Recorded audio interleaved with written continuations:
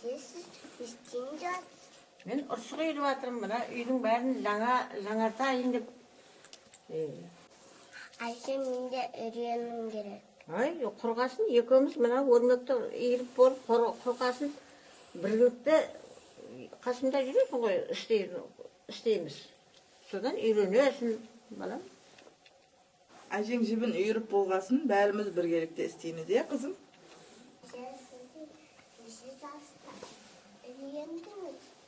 Мен 8 жасымдан бастап үйрендім. Әже, сіз кімнен үйрендіңіз? Мен де анашымнан үйрендім. Ене, осы өрмек тоқудың неше түрлері бар? Сіз неше түрін білесіз? 9 жіптен шығатын 9 көз дегенді үйрендім. Одан 9 жіптен 3 түрлі өнер шығады. Жаңағы дөңгелек 9 көз деген болады. Көз болып шығады. Сосын құстаңдай деген шығады. Ирек қылып тоқисың, оны мына таңғыш қыламыз, дізбе қыламыз үйге, мына уқтарды қисайып кетпесін үшін дізіп қоямыз. Мына үйге де дізбе тоқидым, дізбе қыламыз мына үйге. Керегеге таңғыш қыламыз, керегені біріктіріп тұрады. Мына ағаш үйдің бөліктеріменен таныстырайын, көрсетейін. Жүріңіз, ене. Әжем қолыңызда.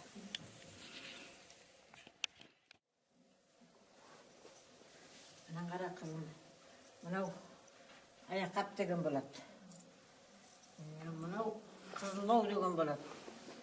Мынау ақ бас қол дейді, мына қалы бас қол. Мынаны қызыл бас қол. Жіпті еріп болдық енді балам.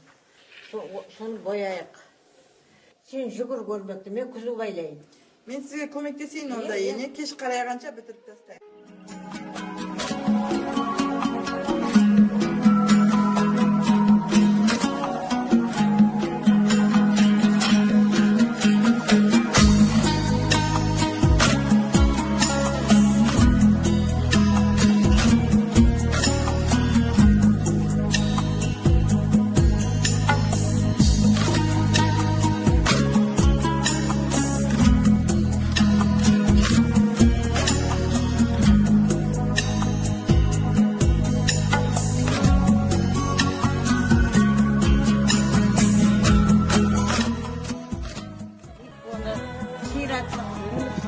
Ayın oldu zikri.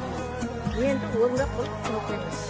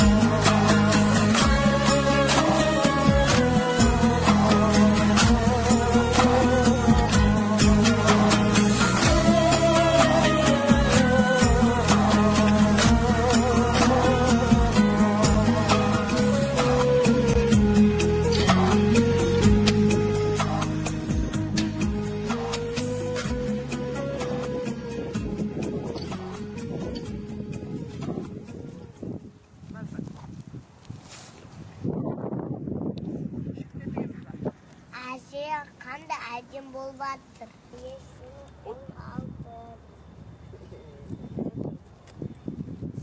Қарайып қалды. Қалған етін ұзағас.